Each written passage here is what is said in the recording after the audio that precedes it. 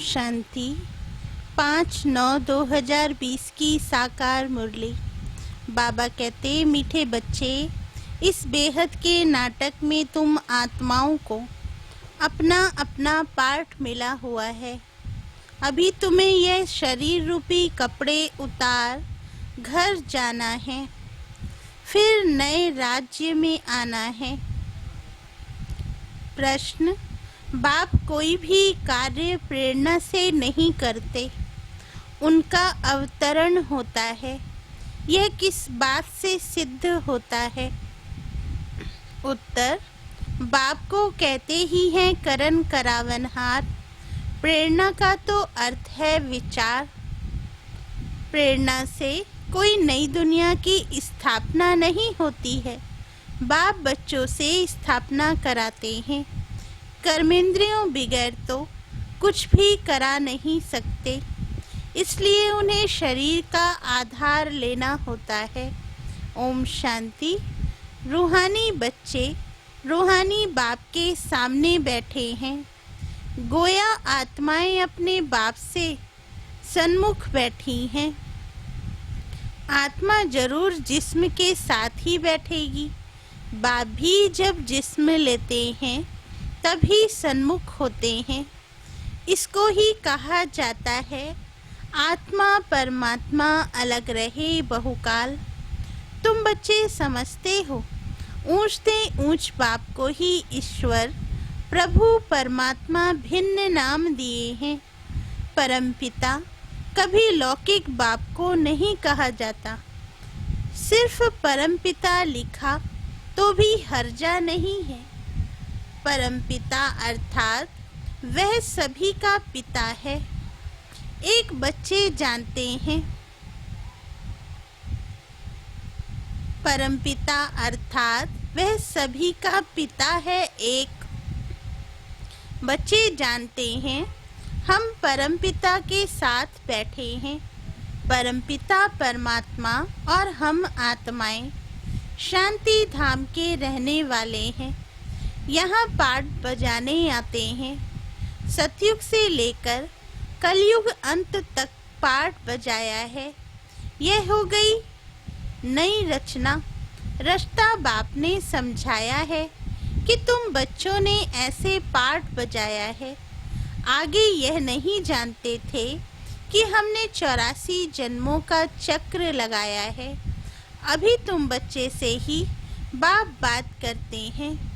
जिन्होंने 84 का चक्र लगाया है, सब तो 84 जन्म नहीं ले सकते हैं।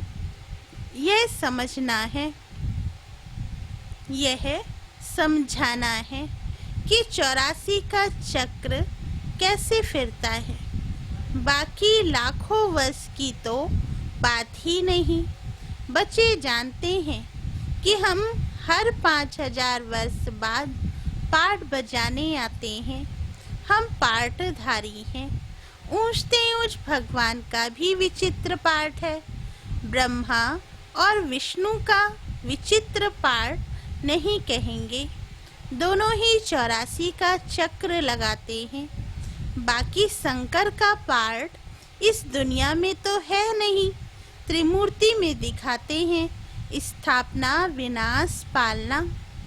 चित्रों पर समझाना होता है। चित्र जो दिखाते हो उस पर समझाना है। संगम युग पर पुरानी दुनिया का विनाश तो होना ही है। प्रेरक अक्षर भी रॉन्ग है। जैसे कोई कहते हैं आज हमको बाहर जाने की प्रेरणा नहीं है। प्रेरणा यानी विचार। प्रेरणा का कोई और अर्थ नहीं है। परमात्मा कोई प्रेरणा से काम नहीं करता, ना प्रेरणा से ज्ञान मिल सकता है। बाप आते हैं इन कर्मेंद्रियों द्वारा पाठ बजाने। करन करावन हार है ना, कराएंगे बच्चों से। शरीर बगैर तो कर ना सके। इन बातों को कोई भी जानते नहीं, ना ईश्वर बाप को ही जानते हैं। ऋषि मुनि आदि कहते थे हम ईश्वर को नहीं जानते, ना आत्मा को, ना परमात्मा को। बाप को कोई में न आत्मा को न परमात्मा बाप को कोई में ज्ञान नहीं है। बाप है मुख्य क्रिएटर, डायरेक्टर, डायरेक्शन भी देते हैं, श्रीमत देते हैं। मनुष्यों की बुद्धि में तो सर्वव्यापी का ज्ञान है। तुम समझते हो बाबा हमारा बाबा है, वो लोग सर्वव्यापी कह देते हैं, तो बाप समझ ही नहीं सकते। तुम समझते हो यह बेहद के बाप की फैमिली है। सर्वव्यापी कहने से फैमिली की खुशबू नहीं आती। उनको कहा जाता है निराकारी शिव बाबा, निराकारी आत्माओं का बाबा। शरीर है तब आत्मा बोलती है कि बाबा, बिगैर शरीर तो आत्मा बोल ना सके। भक्ति मार्ग में बुलाते आए हैं, समझते हैं वे बाबा दुख हरता सुख करता है। सुख मिलता है सुख धाम में, शांति मिलती है शांति धाम में। यहाँ है ही दुख, यह ज्ञान तुमको मिलता है।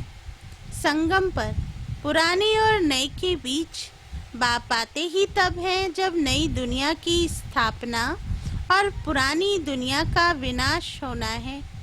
पहले हमेशा कहना चाहिए नई दुनिया की स्थापना, पहले पुरानी दुनिया का विनाश कहना रॉन्ग हो जाता है। अभी तुमको बेहद के नाटक की नॉलेज मिलती है। जैसे उस नाटक में एक्टर्स आते हैं तो घर से साधारण कपड़े पहनकर आते हैं, फिर नाटक में आकर कपड़े बदलते हैं, फिर नाटक पूरा हुआ तो वे कपड़े उतार कर घर जाते हैं। यहाँ तुम आत्माओं को घर से अशरीरी आना होता है। यहाँ आकर ये शरीर रूपी कपड़े पहनते हो। हर एक को अपना अपना पार्ट मिला हुआ है। यह है बेहद का नाटक। अभी यह बेहद की सारी दुनिया पुरानी है, फिर होगी नई दुनिया। वह बहुत छोटी है, एक धर्म है।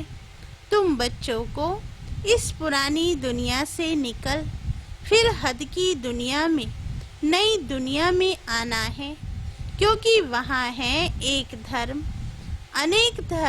अनेक मनुष्य होने से बेहद हो जाती है। वहाँ तो है एक धर्म, थोड़े मनुष्य। एक धर्म की स्थापना के लिए आना पड़ता है। तुम बच्चे इस बेहद के नाटक के राज को समझते हो कि ये चक्र कैसे फिरता है। इस समय जो कुछ प्रैक्टिकल में होता है उसका ही फिर भक्ति मार्ग में त्यौहार मनाते हैं। नंबरवार कौन कौन से त्यौहार हैं यह भी तुम बच्चे जानते हो। ऊंचते ऊंच भगवान शिव बाबा की जयंती कहेंगे।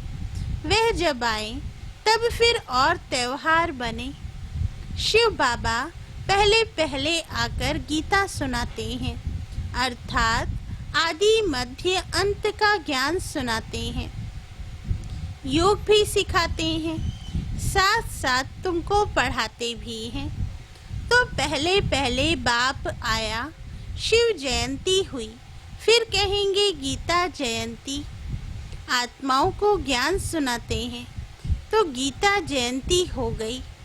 तुम बच्चे विचार कर त्योहारों को नंबरवार लिखो। इन बातों को समझेंगे भी अपने धर्म के। हर एक को अपना धर्म प्यारा लगता है, दूसरे धर्म वालों की बात ही नहीं। भल किसको दूसरा धर्म प्यारा हो भी, परंतु उसमें आ ना सके।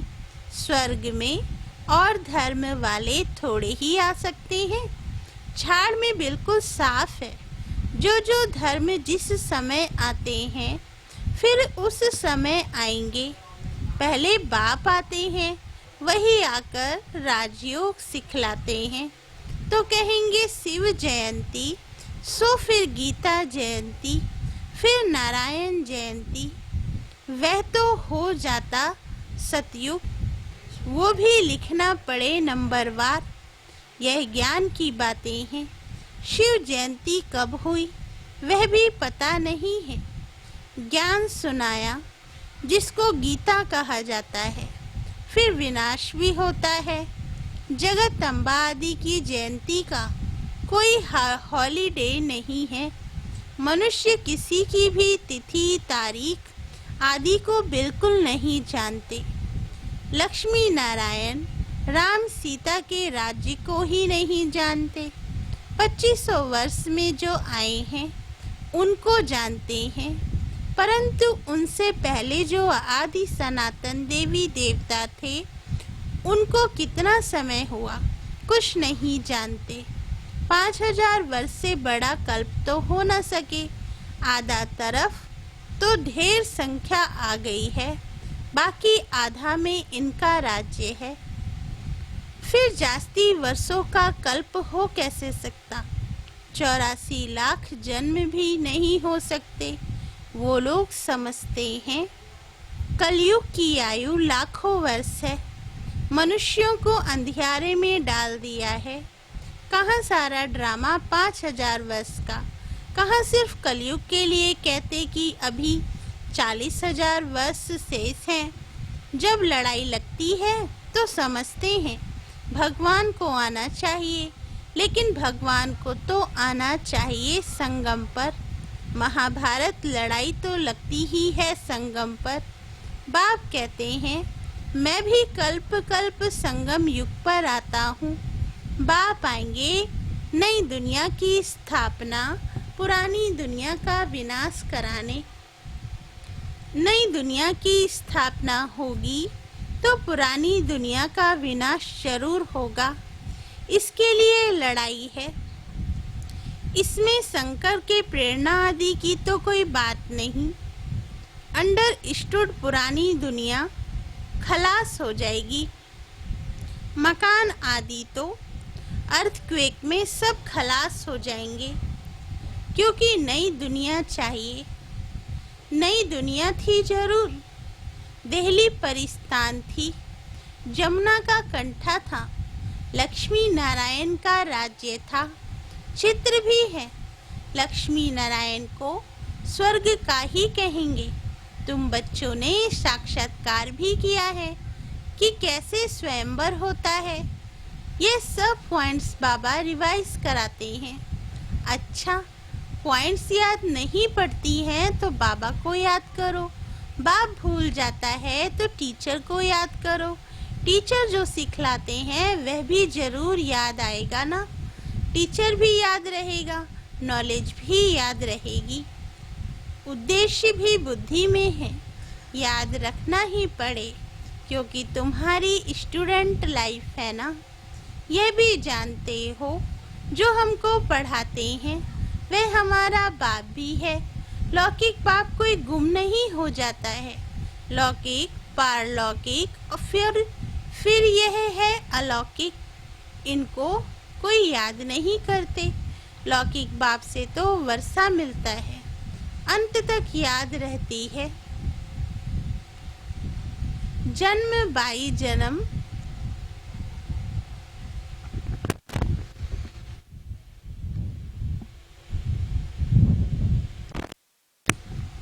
शरीर छोड़ा फिर दूसरा बाप मिलता है। जन्म बाई जन्म लौकिक बाप मिलते हैं। पारलौकिक बाप को भी दुख व सुख में याद करते हैं। बच्चा मिला तो कहेंगे ईश्वर ने बच्चा दिया, बाकी प्रजापिता ब्रह्मा को क्यों याद करेंगे? इनसे कुछ मिलता थोड़े ही है। इनको अलौकिक कहा जाता है।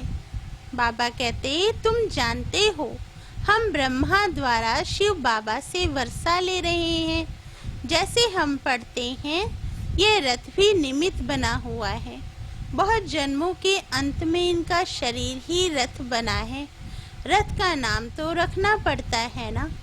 यह है बेहद का सन्यास। रथ कायम ही रहता है, बाकी का ठिकाना नहीं है। चलते चलते फिर भागंती हो जाते हैं। यह रथ तो मुकर्रर है। ड्रामा अनुसार इनको कहा जाता है भाग्यशाली रथ। तुम सबको भाग्यशाली रथ नहीं कहेंगे। भाग्यशाली रथ एक माना जाता है जिसमें बाप आकर ज्ञान देते हैं। स्थापना का कार्य कराते हैं। तुम भाग्यशाली रथ नहीं ठहरे, तुम्हारी आत्मा इस रथ में बैठ पड़ती है। आत्मा पवित्र बन जाती है, इसलिए बलिहारी इस तन की है जो इसमें बैठ पढ़ाते हैं। यह अंतिम जन्म बहुत वैल्यूबल है, फिर शरीर बदल हम देवता बन जाएंगे। इस पुराने शरीर द्वारा ही तुम शिक्षा पाते हो, शिव बाबा के बनते हो। तुम जानते हो हमारी पहली जीवन वर्थ नॉट ए पेनी थी, अब पाउंड बन रही है। जितना पढ़ेंगे उतना ऊंच पद पाएंगे। बाप ने समझाया है, याद की यात्रा है मुख्य। इनको ही भारत का प्राचीन योग कहते हैं, जिससे तुम पति से पावन बनते हो। स्वर्गवासी तो सब बनते हैं, फिर है पढ़ाई पर मदार। तुम बेहद के स्कूल में बैठे हो, तुम ही फिर देवता बनेंगे। तुम समझ सकते हो ऊंच पद कौन पा सकते हैं, उनकी क्वालिफिकेशन क्या होनी चाहिए। पहले हमारे में भी क्वालिफिकेशन नहीं थी, आसुरी मत पर थे। अब ईश्वरीय मत मिलती है। आसुरी मत से हम उतरती कला में जाते हैं, ईश्वरीय मत से चढ़ती कला में जाते हैं। ईश्वरीय मत देने वाला एक है, आसुरी मत देने वाले अनेक हैं। माँ बाप, भाई बहन, टीचर, गुरु, कितनों की मत मिलती है। अभी तुमको एक की मत मिलती है जो 21 जन्म काम आती है। तो ऐसे श्रीमत पर चलना चाहिए ना। जितना चलेंगे उतना श्रेष्ठ पद पाएंगे, कम चलेंगे तो कम पद। श्रीमत है ही भगवान की, ऊंचते ऊंच भगवान ही है, जिसने कृष्ण को ऊंचते ऊंच बनाया, फिर नीचते नीच रावण ने बनाया। बाप गोरा बनाते, फिर रावण सावरा बनाते।